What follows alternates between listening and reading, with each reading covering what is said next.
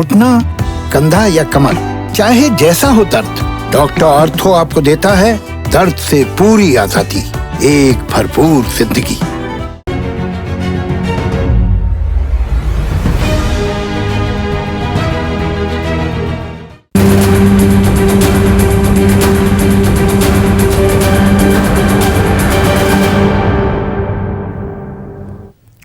नमस्कार, मैं हूं संदीप चौधरी। आज सबसे बड़ा सवाल में मैं बात करने वाला हूं उत्तराखंड की, जहां जबरदस्त आपदा आई आज सुबह। अब ग्लेशियर टूटा है या वहां पर कोई झील बन गई थी और वहां से पानी का जबरदस्त बहाव आया नीचे ऋषि गंगा प्रोजेक्ट की तरफ। तफसील से मैं हर चीज आपको बताऊंगा, लेकिन इस वक्त की बड़ी खबर यह है 150 लोगों के मारे जाने की आशंका है इस आपदा के चलते, इस कुदरती कहर के चलते। और क्या यह महज एक कुदरती कहर है? आज से 8 साल पहले भी इसी तरह की तस्वीरें उत्तराखंड ने देखी थी। केदारनाथ की तस्वीरें आपको ध्यान होगी। क्या यह महज कुदरती कहर है या इंसानी लापरवाही है? 2013 से भी हमने कुछ नहीं सीखा। अब आज हुआ क्या?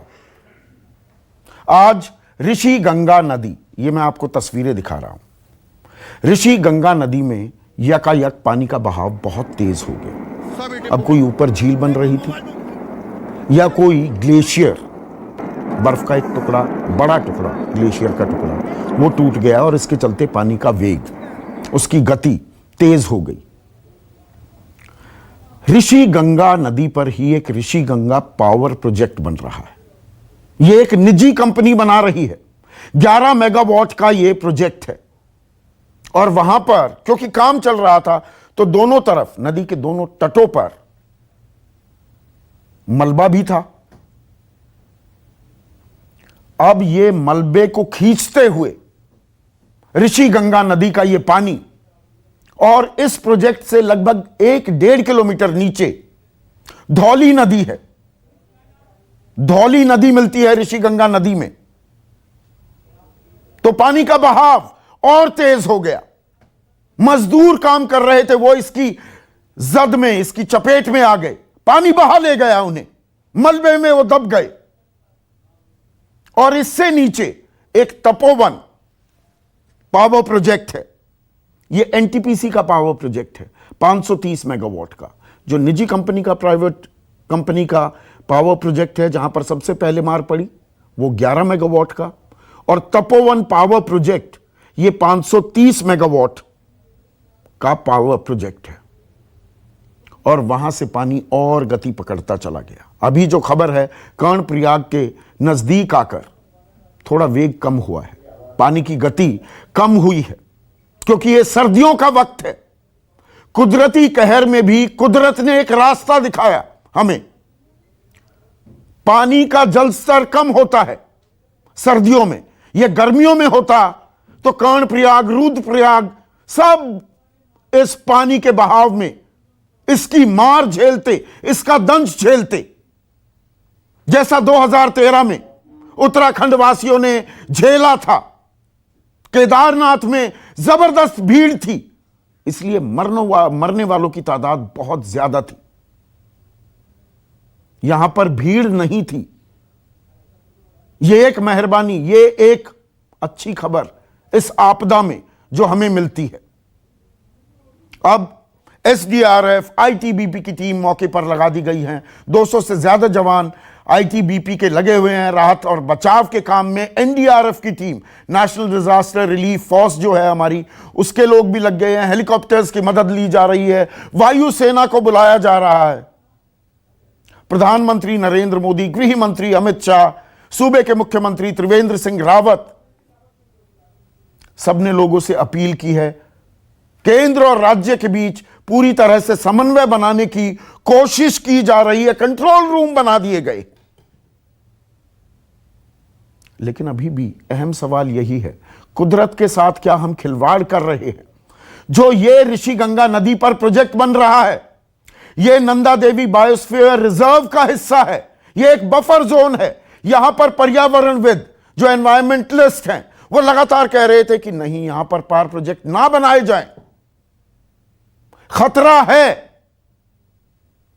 लेकिन आधुनिकीकरण, बाजार का इतना दबाव है कि पावर प्रोजेक्ट बन रहे हैं। क्या उसका खामियाजा हम, आप, मैं और खास उत्तराखंड वासी झेल रहे हैं? यह भी अपने आप में एक सवाल है। छोटे प्रोजेक्ट क्यों नहीं? और अगर, जो मैंने शुरुआत में कहा, ग्लेशियर टूटा है या हो सकता है वहां झील बन गई हो, जैसा कि 2013 में चौराबारी झील वहां पर बन गई थी, तेज बरसात भी थी, आपको ध्यान होगा, 8 साल पहले, और पानी का बहाव सबको बहा ले गया था। तो यहां पर रिमोट सेंसिंग, हम कहते हैं हम सॉफ्ट पावर हैं, विज्ञान में हमारा कोई सानी नहीं, हम अंतरिक्ष में न जाने कितनी सैटेलाइट्स भेज चुके हैं। तो ये रिमोट सेंसिंग से हमें इन बातों का अंदाजा क्यों नहीं लग पा रहा है? ये बहुत ही गंभीर, बहुत ही अहम सवाल है। हम इन्हें पहले क्यों नहीं पता लगा पाते? जब आपदा हो जाती है, जब देखिए ये पानी का बहाव क्या किया होगा, और वहां पर जो मजदूर काम कर रहे थे उनके पास तो कोई वक्त भी नहीं मिला, मलबे के नीचे दबे हुए हैं, 10 लोगों के शव बरामद किए जा चुके हैं। अब सरकारी अमला हरकत में आया हुआ है, आना चाहिए। आईटीबीपी, एनडीआरएफ, एसडीआरएफ के लोग काम में लगे हुए हैं, हम उनके जज्बे को सलाम करते हैं। अब रात का भी वक्त हो गया है, सर्दी का मौसम है, बचाव कार्य जारी है, लेकिन इसकी नौबत क्यों आई? इन तमाम सवालों पर हम बात करने वाले हैं। लेकिन पहले सुनिए प्रधानमंत्री, गृह मंत्री, सूबे के मुख्यमंत्री क्या कुछ कह रहे हैं, सुनिए। नुकसान की खबरें धीरे धीरे आ रही है। मैं उत्तराखंड के मुख्यमंत्री श्री त्रिवेंद्र रावत जी, भारत सरकार के गृह मंत्री श्री, एनडीआरएफ के अफसर, उन सब से निरंतर संपर्क में हूं। वहां पर राहत और बचाव का कार्य पुरजोश करने का प्रयास चल रहा है। नरेंद्र मोदी सरकार इस संकट की घड़ी में उत्तराखंड के साथ खड़ी है और हर संभव मदद देकर इस संकट से जल्दी उत्तराखंड बाहर आए और आम जनजीवन पहले की तरह शुरू हो जाए, इस दिशा में हमारे प्रयास है। मेरे साथी एमओएस नित्यानंद जी गृह विभाग के डिजास्टर मैनेजमेंट के कंट्रोल रूम में स्वयं बैठकर इस सारी चीजों को देख रहे हैं। हम अभी कारण तो विशेषज्ञ का विषय है, विशेषज्ञ बता पाएंगे कि उसका कारण क्या था, लेकिन अभी सरकार का पूरा ध्यान जिन लोगों को हम जीवन दे सकते हैं, जिनका जीवन बचा सकते हैं, सरकार का पूरा ध्यान उनकी ओर है।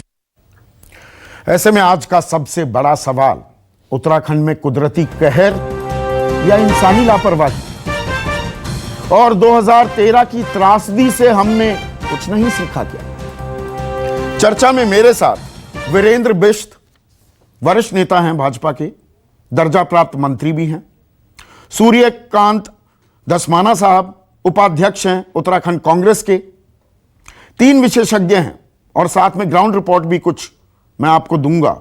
मौके पर भी एक्सपर्ट्स मौजूद हैं। इस वक्त के सिद्धार्थ है मेरे साथ, जाने माने जियोलॉजिस्ट हैं, प्रोफेसर संतोष कुमार एक्सपर्ट हैं डिजास्टर मैनेजमेंट के, और डॉक्टर सत्येंद्र एग्जीक्यूटिव डायरेक्टर रहे हैं national institute of management India के। तो ऐसे में सबसे पहले वीरेंद्र बिष्ट साहब, अभी ताजा स्थिति क्या है? 150 लोगों के मरने की आशंका है, 10 शव बरामद हुए हैं। अभी कोई लेटेस्ट अपडेट है आपके पास? देखिए, अभी लेटेस्ट अपडेट यह है कि जोशीमठ के नीचे, पीपल कोटी से नीचे सामान्य स्थिति है। पानी का जो बहाव था वो बहाव बिल्कुल कम हो गया है और पूर्व की भांति अभी पानी का बहाव है। अभी 1-8 घंटे पहले तक वो बलवा बह रहा था, लेकिन उसकी भी जो गति थी, उसका जो करंट था, वो पूर्व की भांति था। इसलिए हम पीपल कोटी से ऋषिकेश तक जो हरिद्वार तक हाई अलर्ट था, जो दिन में एक अफरा तफरी का माहौल बन गया था, जनता बड़ी आशंकित हो गई थी, तो अब एक शांति का माहौल है, लोग उस भय से बाहर निकल गए हैं। जैसे ही घटना की जानकारी मिली, 11-12 बजे के लगभग प्रदेश के यशस्वी मुख्यमंत्री वहां पहुंचे। उन्होंने वहां से जाकर सड़क मार्ग से जो तपोवन का जो क्षेत्र है, जो रेणी गांव है जहां पर यह घटना हुई है, रेणी गांव के ऊपर से ग्लेशियर टूट के आया और वो धौली नदी जो हमारी आ रही है, यहां दर्शकों को बता दूं वीरेंद्र बिष्ट जी कि रैनी गांव का आप जिक्र कर रहे हैं, यहीं से ही चिपको आंदोलन की शुरुआत हुई थी। और जो हम पहाड़ों के साथ, पहाड़ों का, और पूरी जिम्मेदारी से मैं ये शब्द इस्तेमाल कर रहा हूं, जो बलात्कार कर रहे थे उसके खिलाफ जो आंदोलन चला था वो रैनी गांव से ही चला।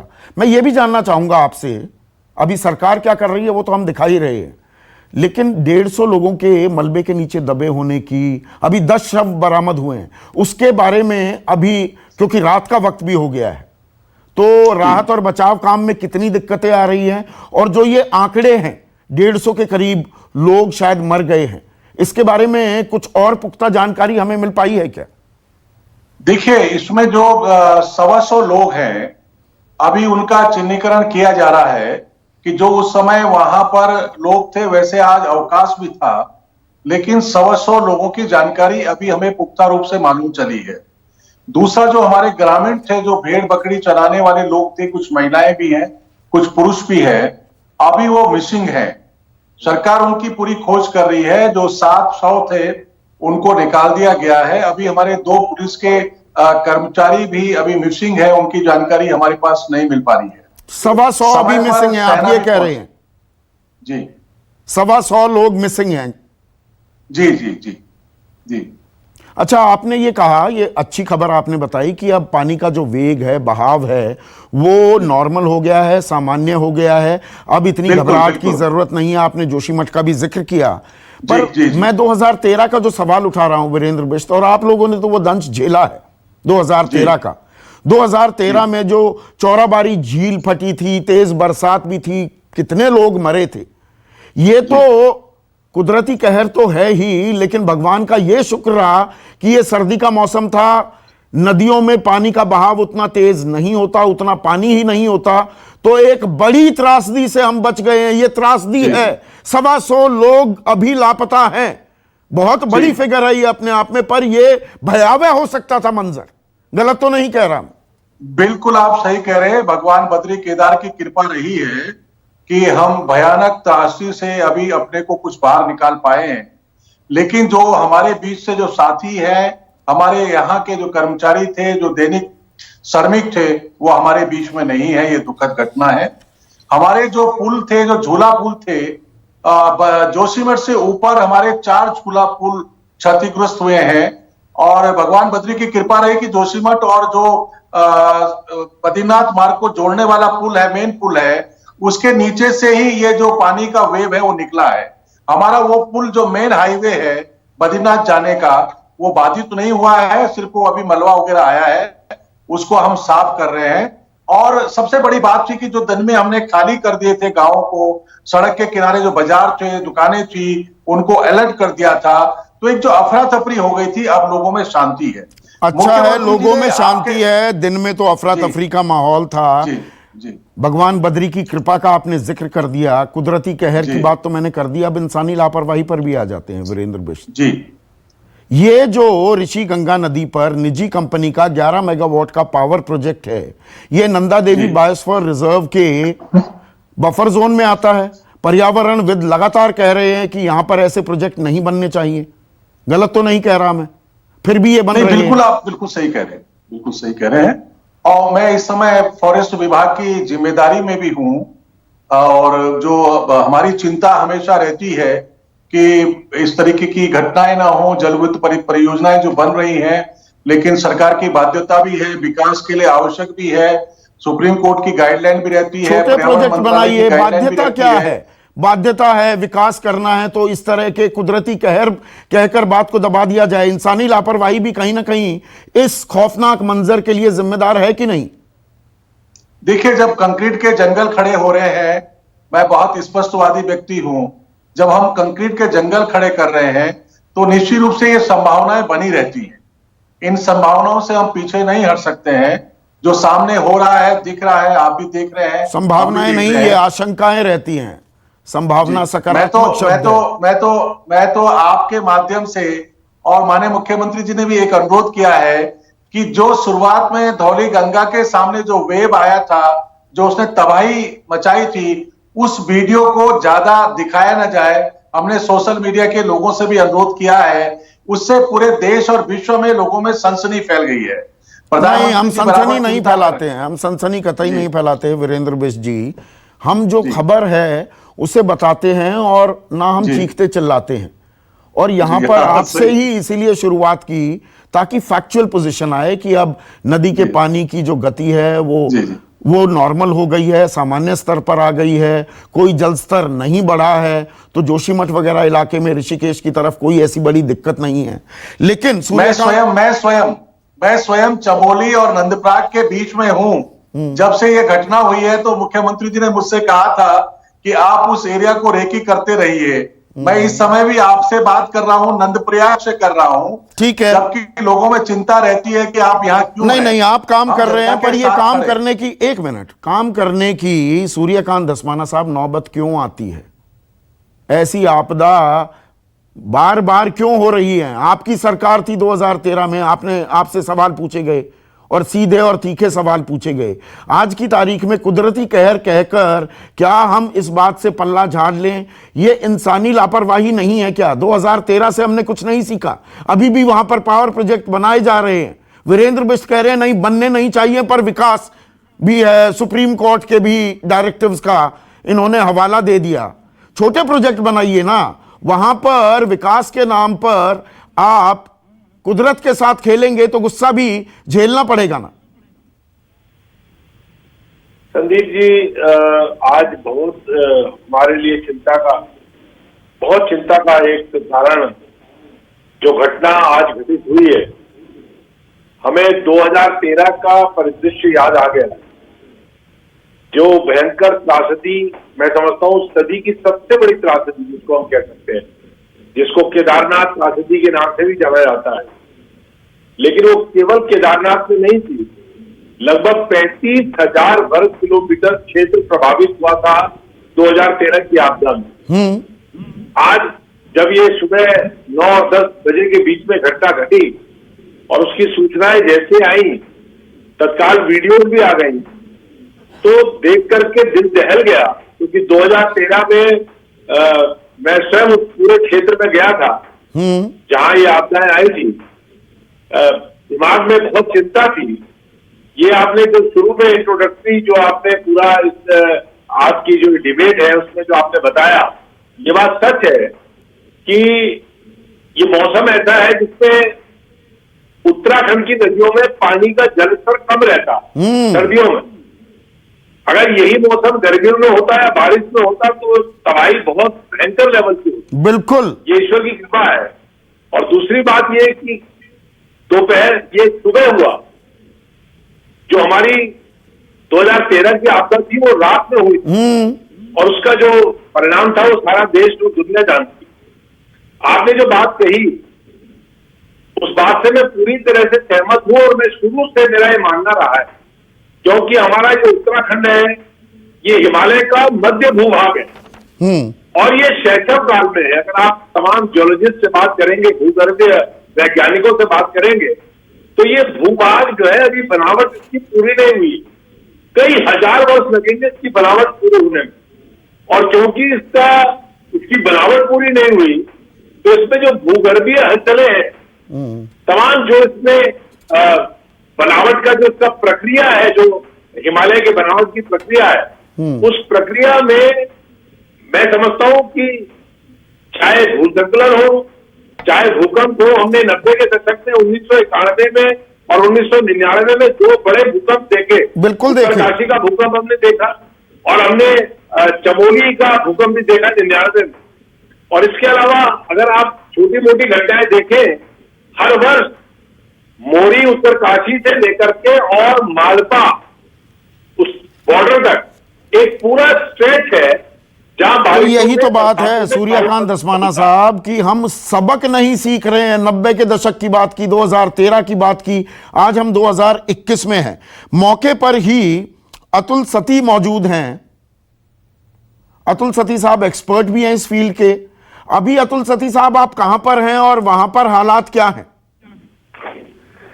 अभी तो मैं लौट गया हूं वहां से जहां एक घटना हुई थी, जोशीमठ में हूं। और हालात तो बहुत खराब हैं। जिस तरह की घटना हुई है, 100 से ज्यादा लोगों के मरने की खबर है। और ये दो प्रोजेक्ट यहाँ चल रहे थे। एक ऋषिगंगा पर, ऋषिगंगा पावर प्रोजेक्ट 11 मेगावाट का, ये पहले भी इस पे एक बार दुर्घटना हो चुकी थी। पुराना मालिक मलबे में ही दब गया था। पुराना मालिक मलबे में ही दब गया था। बिल्कुल बिल्कुल। 13 अगस्त को जो है ये उसके साथ घटना हुई 2013 में, और वो मलबे में ही दब गए और बंद हो गया। उसके बाद दोबारा ये शुरू हुआ, किसी और कंपनी ने इसको टेक ओवर किया। और आज जो है ये घटना में ये पूरी तरह तो जमीन दोज हो गया, तो कहीं दिखाई भी नहीं दे रहा है। और वो घटना तो हुई, लेकिन 40 से ज्यादा मजदूर वहां दब करके मर गए हैं। कुछ 5-6 स्थानीय लोग उसमें पूरे इस घटना में मरे हैं। उसके मैं यहाँ पर ये कह दूं अतुल सती साहब, ये आप आंखों देखी बता रहे हैं, औपचारिक सरकारी आंकड़ा हमारे पास नहीं आया है, तो अभी हम उसकी पुष्टि नहीं करेंगे। नहीं, आप मत पुष्टि कीजिए। मैं तो जो घटना देख करके आ रहा हूँ, वहाँ मजदूरों से जो बात हुई है उसके आधार पर कह रहा हूँ। और ये उसका बाद जो है ये मलबा धौली गंगा में आया है। धौली गंगा में नेशनल थर्मल पावर कॉर्पोरेशन का प्रोजेक्ट है 530 मेगावाट का। वो भी वॉश आउट हो गया है पूरी तरह से। उसमें पूरा मलबा ही मलबा पूरी नदी में दिखाई दे रहा है। वहाँ 50 से ज्यादा मजदूर टनल में फंसे हुए थे, जिनको अभी आईटीबीपी कह रही है कि 12 लोगों को उन्होंने किसी को निकाला है। उसके अलावा बाहर बहुत सारे मजदूर काम कर रहे थे, उनके लापता होने की खबरें हैं। हाँ, 125 की पुष्टि की है वीरेंद्र साहब ने, ये दर्जा प्राप्त मंत्री है। 150 से ज्यादा। हाँ, ये 125 कह रहे हैं। हाँ। बिल्कुल बिल्कुल, 150 से ज्यादा लोगों के मरने की खबर है। तो बड़ी घटना हुई है ये। और मैं ये जोड़ना चाहता हूँ साहब इसमें ये कि लगातार इन प्रोजेक्ट को लेकर के हम लोग यहाँ पर जो पर्यावरण को लेकर के, जंगलों, जमीन, पानी को लेकर के बोलते रहे हैं। हम लोग लगातार कहते थे कि ये जो है ऐसी घटनाओं को बढ़ावा देगा। जहाँ ये घटना शुरू हुई है, जहाँ ये एवलांच आया है या ग्लेशियर आया है, वहाँ जब ये प्रोजेक्ट बन रहा था तब अंधाधुंध विस्फोट किए जा रहे थे। अभी 4-5 साल पहले वहाँ जो है वन निगम ने बहुत बड़े जंगलों की कटाई की। हम लोगों ने इस पर आपत्ति की, ज्ञापन दिए, लिखा सरकारों को कि देखिए इस तरह के अंधाधुंध वहाँ जंगलों की कटाई ना हो। ये वही जगह है जहाँ चिपको आंदोलन शुरू हुआ। हाँ, रैनी गांव, जहाँ की गौरा देवी थी, रैनी गांव। और उसी चिपको की भूमि पर जो है हजारों पेड़ काटे गए और विस्फोट करके ये परियोजना बनाई गई। बहुत बहुत शुक्रिया अतुल सती साहब, बहुत बहुत शुक्रिया। आपने कुछ चीजें पर्सपेक्टिव में रखी हैं। तो के सिद्धार्थ, मुझे ये बताइए, जो यहाँ पर अतुल सती कह रहे हैं कि लगातार भूगर्भ वैज्ञानिक जो हैं और जो स्थानीय लोग थे वो सवाल उठा रहे थे, आवाज उठा रहे थे, ऐसा मत करिए, वहां जंगल काटे जा रहे हैं, पहाड़ों को नंगा किया जा रहा था, वी वर इनवाइटिंग ट्रबल, हम न्योता दे रहे थे क्या इस आपदा को? अगर ये मैं कहूं, कड़वी बात कह रहा हूं, क्या यही हकीकत है? बिल्कुल संदीप जी, न्योता देने की ही बात है यह। आप देखिए, आप वास्तविक रूप में आप इस बात को आपने सही बताया कि 2013 की त्रासदी से हम लोगों ने बहुत कुछ नहीं सीखा है। आप इस जगह पर इस बार तो स्नोफॉल कम हुआ तो जो ग्लेशियर्स इतने कंसोलिडेट होने चाहिए थे उतने कंसोलिडेटेड होते भी नहीं, पहली बात की। दूसरी बात है कि इस जगह पर पूरी तरह से यहाँ पर लकड़ी के घर को हटाकर हम लोगों ने अब कंक्रीट के घर बनाने शुरू कर दिए हैं। और जब ऐसे कंक्रीट के घर बनते हैं तो उनसे अर्बन हीट आइलैंड इफेक्ट, मतलब टेम्परेचर बढ़ता है, दूसरा कारण बना। तीसरा कि हिमालयन इकोसिस्टम पर, मतलब हिमालय के पारिस्थितिक तंत्र पर और पर्यावरण के ऊपर में हमारी बहुत चर्चा नहीं होती है। हम लोग मानते हैं कि हमारे पास में ग्रांटेड, हम लोगों ने हिमालय को बिल्कुल विकास के नाम पर कुदरत से हम खेल कर रहे हैं। कुदरत कह रही है मत करिए ये खेल। बिल्कुल बिल्कुल। अच्छा, उसके ऊपर से जो अभी आपके कॉरेस्पॉन्डेंट साहब ने बताया कि यहाँ पर इतने एक ब्लास्टिंग करते हैं तो कितने रॉक को, कितनी चट्टानों को आप कमजोर करते हैं इस स्थान पर, वो कमजोर भी आपने किया, पेड़ों को आपने यहाँ पर काट भी दिया। अब सोचिए कि उत्तर काशी में जो आया था उस जगह पर पेड़ों को लोगों ने काटा था, वहां के एडमिनिस्ट्रेशन ने, और ओक को काट कर पानी लगा दिया था। बेवकूफी की पराकाष्ठा थी। यहाँ से पेड़ को ही हटा दिया पूरी तरह से। अब ये ट्रबल इनवाइट करने के लिए तो है कि आप नहीं, जो ये ऋषि गंगा नदी पर जो ये 11 मेगावाट का निजी कंपनी पावर प्रोजेक्ट बना रही थी, यही अतुल सती बता रहे थे 2013 में पुराना मालिक खुद मलबे में दबकर उनकी मौत हो गई थी। पर हमने वो सिग्नल्स नहीं पकड़े, मालिक बदल गया पर पावर प्रोजेक्ट वहां का वहां रहा। हम लोग अभी भी नहीं पकड़ पा रहे संदीप जी, हम लोग ये सिग्नल अभी भी नहीं पकड़ पा रहे हैं। ये भी त्रासदी एक सिग्नल है, और ये सिग्नल है किस बात का कि आप ऐसी त्रासदी को आप प्रिवेंट भी कर सकते हैं। मान लेते हैं कि आपने कुछ गड़बड़ किया है तो आप इसे प्रिवेंट भी कर सकते हैं। प्रिवेंशन करने के लिए हमारे पास में 10 तरीके हैं जिसे प्रिवेंट कर सकते हैं। आपको इसके लिए क्या करना है, तो सैटेलाइट के थ्रू सर्विलेंस करना है, ह्यूमिडिटी सेंसर्स लगाने उस जगह पर, हवाओं के सेंसर लगाने हैं, स्नो डेप्थ के सेंसर्स लगाने उस जगह पर, स्थानीय विद्युत। तो किस मुहूर्त का इंतजार कर रहे हैं हम? 2013 में इतनी बड़ी त्रासदी हो गई तो कौन सा मुहूर्त है, शुभ मुहूर्त है कि ये काम हम शुरू करेंगे? ये सिर्फ यहाँ समस्या नहीं है, अरुणाचल प्रदेश में अभी एक भीषण समस्या आने वाली है। आप इस चैनल के ऊपर में रिकॉर्डेड रहेगा, आप मान लेंगे जिस जगह पर डैम नहीं बनाना चाहिए था, बांध नहीं बनाना चाहिए, तो इस जगह पर हम लोग बांध बनाए जा रहे हैं, और अरुणाचल प्रदेश में एक भीषण त्रासदी आने वाली है।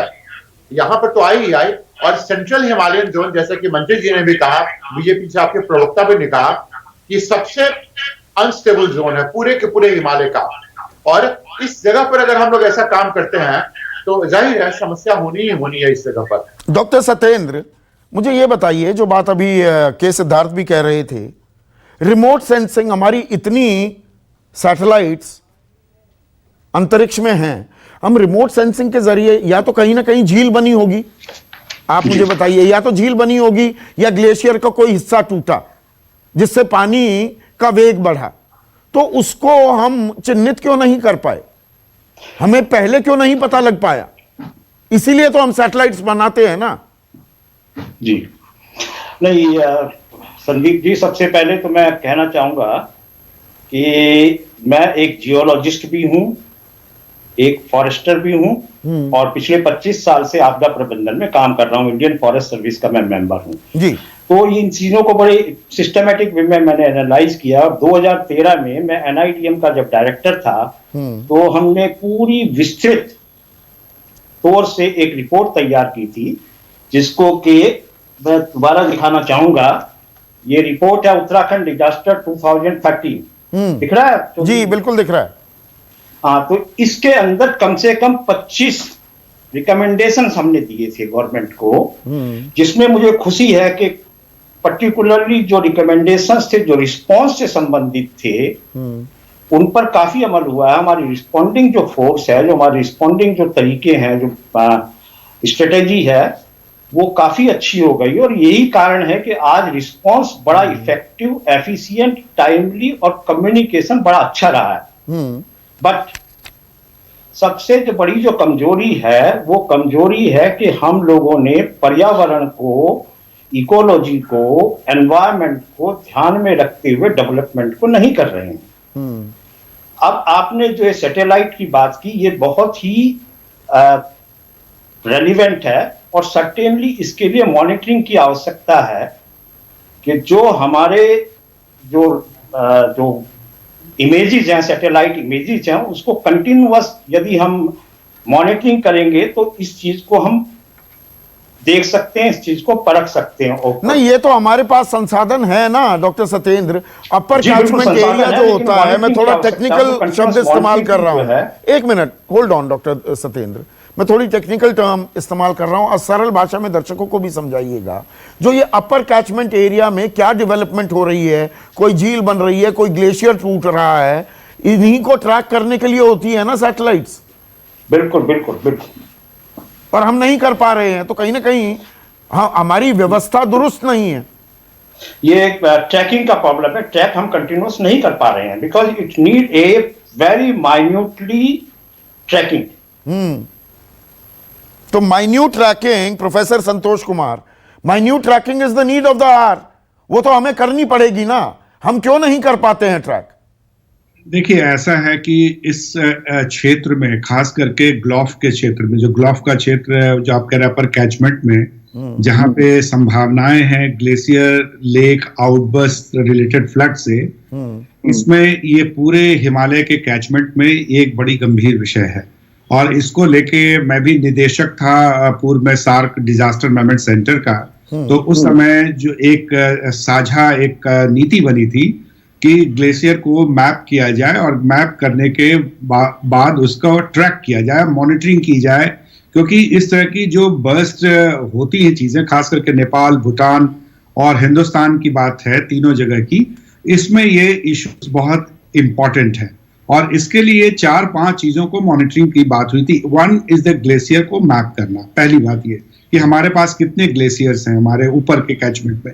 दूसरी बात होती है कि जब सासे हमारा जो संस्था है, जो मिनिस्ट्री ऑफ डिफेंस की जो चंडीगढ़ में है, वो रेगुलर इस पे काम करती है, मॉनिटरिंग करती हैं। इसमें जो कई 5-6 इंडिकेटर्स होते हैं, जैसे अभी हुआ, इसमें हम देखते हैं कि स्नोफॉल का क्या पैटर्न है, कितना स्नोफॉल हुआ है। अभी पास्ट में आपने देखा होगा 3-4 दिनों में काफी स्नोफॉल हुआ है, तो ग्लेशियर्स पे लेयर आफ्टर लेयर्स वो बनाती हैं। दूसरी जो बात है कि वहां पे टेम्परेचर कितनी है, तो वहां पर तापमान कैसा है, तापमान उसमें मॉइस्चर रहता है नहीं रहता है, चट्टान के टूटने की क्या संभावना है, ग्लेशियर की टूटने की क्या संभावना है। तीसरी चीज होती है वेजिटेशन, जो डॉक्टर सत्येंद्र जी कह रहे हैं। तो वेजिटेशन में क्या हमें लगाना पड़ेगा, किस तरह के वहां पहाड़ आप देखेंगे अपर रीजन्स में, किस बात का इंतजार है? ये तो 2013 में ये सारे सबक हमें सिखाए थे ना प्रोफेसर संतोष कुमार। देखिए, ऐसा है संदीप जी, एक है साइंस, दूसरी है प्रबंधन, और तीसरा है जो रिस्पांस की बात हो रही है। तो साइंस के तौर पे ये सारी चीजें हो रही हैं, उसको मॉनिटरिंग करने की तरीके लाए गए, लोग काम कर रहे हैं। उसके बाद होता है कि सूचना अभी तक इस तरह की इंपॉर्टेंट की अभी तुरंत पता चल जाए इंडिकेटर्स में कि अभी होने वाला है, ग्लेशियर बर्स्ट होने वाला है, वो अभी उसमें पूरी तरीके से हमारी सफलता नहीं मिल पाई है, जो साइंस का विषय है। जो दूसरी जो विषय है कि इस तरह के टूटने पे, और इस तरह जो उत्तराखंड की पहली जो त्रासदी है, उसमें 2 बड़े निर्णय लिए गए। बड़े निर्णय लगे कि आपदाओं को कम करने के जो जोखिम है, जो रिस्क है, रिस्क फैक्टर जो क्रिएट हो रहे हैं, जैसे आपने कई उदाहरण दिए कि वहां के विकास के आयाम अलग हैं, तरीके अलग हैं, और विकास के आयाम में हम जो रिजिलियंट की जो उस तरह के वातावरण में किस तरह का विकास होना चाहिए, उसका समावेश कर पा रहे हैं, नहीं कर पा रहे हैं, वो एक आयाम है। उसके बाद इसके साथ नहीं, वो सबसे अहम आयाम नहीं है क्या? देखिए, बहुत बड़ा आयाम है। मैं एक मिनट, प्रोफेसर साहब 1 मिनट के लिए रुकिएगा। डॉक्टर नवीन जुयाल भी मेरे साथ फोन लाइन पर जुड़ गए हैं और इस इलाके से वाकिफ हैं, इसी इलाके से आते हैं और बहुत काम भी किया है। मुझे ये बताइए डॉक्टर जुयाल, ये तो हमें मालूम है कि बड़े पावर प्रोजेक्ट्स हमें वहां नहीं लगाने हैं, छोटे छोटे अगर लगाने भी हैं तो वो ठीक है, हमें पहले संकेत मिल चुके हैं, तब भी हम वो काम करने पर आगे बढ़ते चले जाते हैं। फिर हम प्रबंधन, साइंस और पोस्ट डिजास्टर रिस्पांस की बात करने लगते हैं। ये बड़ा अच्छा है और मैं सलाम करता हूं एनडीआरएफ, एसडीआरएफ, आईटीबीपी के जवानों को, लेकिन ये नौबत क्यों आए? सवाल तो वहां है ना। एकदम सही, एकदम आपने सही कहा। मैं अभी आ रहा हूं, मैं 31 तारीख से 5 तारीख तक मलारी और जोशीमठ के बीच ही काम कर रहा था अपने विद्यार्थियों के साथ में, और मेरा अध्ययन था अतीत के ग्लोव के डिपॉजिट किस ढंग से दिखते हैं, क्योंकि घाटी जो है ग्लोव से अफेक्टेड रही है, इसमें कोई दो राय नहीं है। लेकिन सवाल ये खड़ा होता है कि हम जब इस तथ्य को सामने रख के बात करते हैं, तो आपने बहुत सही कहा, 2013 की त्रासदी ने हमको कुछ भी नहीं सिखाया। आपने उसी ढंग के फिर से कंस्ट्रक्शन स्टार्ट कर दिए मंदाकिनी घाटी में, आपने उसी ढंग का कंस्ट्रक्शन कर दिया आपने केदारनाथ के अंदर में, न केवल कंस्ट्रक्शन किया है, आपने पीछे एक बहुत बड़ा गड्ढा खोद के कुछ बड़ा, आप बहुत बड़ा एक स्ट्रक्चर भी बना रहे हैं बैठ करके। तो हमारी मेमोरी इतनी छोटी हो जाती है। अब इस सवाल पर आता हूँ, आपकी आज की जो घटना घटित हुई है, ये घटना मैं बहुत मुश्किल है मुझे एज ए वैज्ञानिक कंक्लूसिवली कहना कि ग्लोव था कि नहीं था, लेकिन सर्टनली मैं आपको ये कह सकता हूँ लैंडस्लाइड से क्या का लेक आउटबर्स्ट तो नहीं है, क्यों नहीं है? अगर ये लैंडस्लाइड हुआ होता रिसेंटली, क्योंकि बारिश वहां पे 4 और 5 तारीख को हुई है, थोड़ी बहुत बर्फ पड़ी है, 6 तारीख को जब डिजास्टर होता तो पूरा क्लीन ओपन स्काई था, साफ चटक धूप निकली हुई थी। ये जो अगर लैंडस्लाइड से ऋषिगंगा रुकी होती तो हाइड्रो पावर जो ऋषिगंगा में बना हुआ है ब्रिज के सामने रेणी गांव के नीचे, तो वहां पे उनको पता चलता था पानी कम हो रहा है। ऐसा कुछ नहीं हुआ, पानी में कोई मटमैलापन नहीं था, ऐसा भी नहीं हुआ। और अगर ये ग्लेशियर का कोई एवलांच गिर करके थोड़ी देर के लिए ऋषिगंगा को रोकता तब भी पानी में थोड़ा कम होता, ऐसा भी नहीं हुआ। इसका मतलब ये हुआ कि ये ग्लेशियर लेक का ही तरफ इंगित करता है। अगर ऐसा है तो मैं कहूंगा जो हमारा स्टेट डिपार्टमेंट्स हैं जो डिजास्टर को देखते हैं, इंक्लूडिंग द रिमोट सेंसिंग के सेंटर्स बने हुए हर स्टेट के अंदर में, खास करके उत्तराखंड में भी है, ये लोग मैपिंग कर रहे हैं सारी ग्लेशियर लेक्स कर। ग्लेशियर जो लेक्स होती है वो 2 तरह की होती है, एक सुपर ग्लेशियर होती है जो ग्लेशियर के सरफेस पे रहती है, और एक प्रो ग्लेशियर होती है जो ग्लेशियर के मुंह के सामने होती है। क्यों यार ये सिर्फ मैपिंग कर रहे थे कि मॉनिटरिंग कर रहे थे? एक होता मैपिंग, आपने स्पॉट में जाके मैप कर दिया, मॉनिटरिंग तो आपने कभी किया ही नहीं। इसका ये तो प्रमाण है ना। अगर मॉनिटरिंग की होता तो आप बोलते कि भाई ग्लेशियर की वॉल्यूम बढ़ रहा है और जो बैरियर जिसने इसको रोका हुआ है वो शायद इसके हाइड्रोस्टेटिक प्रेशर को नहीं झेल पाएगा, इसलिए। तो आप ये कह रहे हैं, आसान भाषा में थोड़ा समझाइए डॉक्टर जुयाल दर्शकों को, मतलब हमारे पास जानकारी तो आ जाती है, इंफॉर्मेशन सूचना तो आ जाती है, पर उसको मॉनिटर नहीं कर रहे हैं। नहीं कर रहे हैं, लॉन्ग टर्म में मॉनिटर नहीं कर रहे हैं लोग। जबकि ये सवाल तो जैसे प्रोफेसर संतोष भाई बोल रहे थे इस वक्त कि ये बहुत इंपॉर्टेंट विषय है। ग्लोबल वार्मिंग के सिनेरियो को देखते हुए हमारे ग्लेशियर पीछे जा रहे हैं, डेटा है। ग्लेशियर लेक्स की तादाद बढ़ रही है, ये भी डेटा है। लेकिन टेम्पोरल स्केल पे, यानी टाइम के स्केल पे, 10 साल के स्केल में उनका आयात कितना बढ़ा और कब वो टूटे, उसका क्रिटिकल थ्रेशोल्ड क्या होगा, ये सब की कैलकुलेशंस हैं, ऐसा कि नहीं। और इसकी अनदेखी क्यों हो रही है, नजरअंदाज क्यों कर रहे हैं? डॉक्टर जुयाल बहुत बहुत शुक्रिया। अब वीरेंद्र बिष्ट, मैं सीधे असल मुद्दे पर फिर आ रहा हूं। देखिए, जो बात डॉक्टर सत्येंद्र कह रहे थे, उन्होंने डिजास्टर मैनेजमेंट में हमें क्या कुछ करना चाहिए किताब भी दी, और सरकार को उन्होंने कहा भी है कि हाँ सरकार बहुत सारी चीजें उन्होंने लागू की, पर वो सारी की सारी जब आपदा हो जाती है उसके रिस्पॉन्स में हम क्या करें जी? आईटीबीपी आएगी, एनडीआरएफ आएगा, एसडीआरएफ आएगा। आप भी लगे हुए थे, आपने मुख्यमंत्री का जिक्र किया कि भाई आप हरकत में आ गए। मेरा सवाल यह है, हरकत में आने की नौबत क्यों आती है? हम जो समस्या है, समस्या का निदान नहीं निकाल रहे हैं। हम जब आपदा आ जाती है जी, 4 लाख का मुआवजा दे दिया, 4 लाख के मुआवजे से वो आदमी जिसकी मौत हो गई है वो वापस आ जाएगा क्या? या जी मलबे से निकालेंगे? बहादुर हैं हमारे जवान, वो निकालेंगे, जिनकी जान बचा सकते हैं बचाएंगे, पर जो जान चली गई 4 लाख के मुआवजे में बात खत्म हो जाएगी। संदीप जी, निश्चित रूप से दुखद घटना होती है जब हमारे प्रदेश का, देश का नागरिक हमसे बिछड़ जाता है, ऐसी घटनाओं में हताहत हो जाता है। निश्चित रूप से जो आपकी चिंता है, जो हमारे वैज्ञानिक हैं और जो इस क्षेत्र में काम कर रहे हैं, उनकी जो चिंताएं हैं उसका हमें आभास भी रहता है और सरकार को भी आभास नहीं, सरकार को अपनी नीतियों को रीलुक करने की जरूरत है क्या?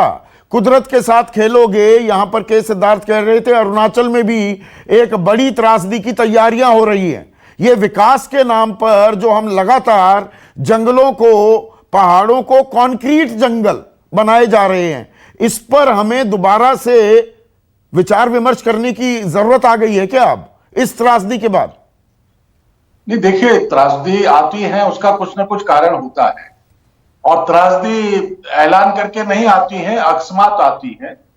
उसके बाद जो गवर्नमेंट उसको मैनेज करने के लिए, उसको रोकने के लिए और उस आपदा से निपटने के लिए जो अपना प्रशासन का अमला है, आपदा प्रबंधन है, हमारी फौज है, हमारी वायुसेना है, एसडीआरएफ है, तमाम विभाग है, उसको काम करते नहीं, वो काम करते हैं। एक मिनट वीरेंद्र जी, एक मिनट।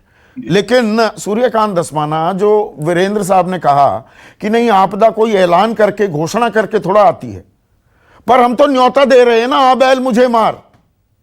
हम उन नीतियों पर चल रहे हैं कि हम आपदा को कह रहे हैं आइए जी, बी माय गेस्ट। संदीप भाई, बिल्कुल आपने सही कहा। मैं समझता हूं कि पूरा रिव्यू करने की आवश्यकता है, पूरे पॉलिटिकल सिस्टम को विकास अपनी जगह है, लेकिन ये जो हमारा नया हिमालय है, सेटअप काल में है, इसकी बनावट पूरी नहीं हुई है, इसमें भूगर्भीय जो हलचलें हैं वो लगातार चल रही है, तो इसमें तमाम इस तरह के प्रोजेक्ट उनके बारे में चिंतन करने की आवश्यकता है पूरी पॉलिटिकल मशीनरी को, कि जब हम सरकार में थे, उसके बाद अभी बीजेपी सरकार में है, कल हम सरकार में आएंगे, सवाल सरकारों का नहीं है। सरकार ये है कि हमको ये तय करना पड़ेगा कि हम विकास की कीमत, अगर पूरे मानवता, अगर देखिए मैंने आपको बताया ये चमोली से शुरू होता है और चमोली जनपद में ये जोशीमठ में जिस ब्लॉक में जिस जगह में ये गांव शुरू हुआ है, ऋषिगंगा से लेकर के धौली गंगा के बाद लगातार जो गंगा की स्ट्रीम लाइन है उसमें जो सहायक नदियां मिलती रहती है, अगर ये गर्मियों का मौसम होता या बारिश का मौसम होता तो इसी घटना से बहुत बड़ी तबाही हो जाती। बिल्कुल। तो निश्चित तौर पे मैं आपकी इस बात से सहमत हूं कि हम लोगों को इस पर रिव्यू करना पड़ेगा कि हमको इस तरह की जो परियोजनाएं हैं उनका शेप कैसा होना चाहिए, उनका साइज कैसा होना चाहिए, और अगर इस प्रकार की घटना होती है तो उत्तराखंड पहला स्टेट है पूरे देश के अंदर जहां आपदा प्रबंधन का अलग से मंत्रालय है, मिनिस्ट्री है अलग से, लेकिन कई घटनाएं, इस समय कोई पॉलिटिकल आरोप प्रत्यारोप का समय नहीं है। नहीं, मैं आरोप प्रत्यारोप में जाना भी नहीं चाहता। मैं समस्या, मैं एक मिनट के सिद्धार्थ, मैं समस्या के जड़ में जाना चाहता हूं। विकास जरूरी है, मैं कतई ये नहीं कह रहा कि विकास ना हो, लेकिन सोच समझकर, संभल कर विकास होगा ना। खास अगर आप पर्वतों पर जा रहे हैं, पहाड़ों पर अगर आप विकास करना चाहते हैं तो आपको मालूम होनी चाहिए ना कि लक्ष्मण रेखा हमें कहां खींचनी है। विकास करिए, बाय ऑल मींस करिए, लेकिन कुदरत के साथ खिलवाड़ करके, और ये बिल्कुल मैं इसको कांग्रेस बीजेपी नहीं बनाना चाहता हूं, सरकार कोई भी हो, धड़ल्ले से काम तो चल रहा है ना। 90 के दशक में भी यहां भूकंप भी आए, भूस्खलन भी हुआ, 2013 में हुआ, अब 2021, ढाक के वही 3 पात है ना। सरकारें बदलती रही हैं, नीतियां नहीं बदली। हाँ, आपकी बात से बिल्कुल हम सहमत हैं संदीप। इसमें 2-3 बातें और भी बताएंगे कि थोड़ी बात के आपको अनुमति लेकर आपकी बात को संशोधित करेंगे। हम लोगों ने वृद्धि पर अधिक ध्यान दिया है, विकास पर नहीं। विकास सर्वांगीण होता है, हॉलिस्टिक होता है, बहुआयामी होता है, मल्टी डायमेंशनल होता है। उसमें सिर्फ इकोनॉमिक ग्रोथ को ही नहीं लेते हैं, उसमें सिर्फ पैसा कमाने की बात को नहीं करते हैं, उसमें हम लोग पेड़ पौधों को भी लगाते हैं, लोकल कम्युनिटी को भी लेते हैं, स्थानीय विद्युता का भी हम लोग उपयोग करते हैं। और विकास का मतलब यह भी होता है कि सस्टेनेबल रहो, आज भी हो, कल भी हो, और होता भी विकास हम देखिए। दूसरी बात कि अगर तो पास में टेक्नोलॉजी है, कुछ ऐसी चीजें जहां पर इतनी अधिक जनसंख्या रहती है और लोग भी रहते हैं, मतलब आइडेंटिफाई कर सकते हैं, कुछ या बहुत हद तक इसे दूर भी। थोड़ी सी आवाज आपकी क्रैक हो रही है डॉक्टर सत्येंद्र। देखिए, जो आपने कहा ना, और आपने वो बुकलेट भी दिखाई, सरकार ने आपकी बहुत सारी रिकमेंडेशंस मानी हैं। हम आपदा के बाद क्या करें उस पर तवज्जो होनी चाहिए। हम तैयार रहने चाहिए कि भाई कोई त्रासदी हो गई, कुदरती कहर आ गया, लेकिन वो ना आए, उस पर चर्चा करने का वक्त आ गया है क्या? उसे हम नजरअंदाज कर देते। नहीं, बिल्कुल आपने सही फरमाया।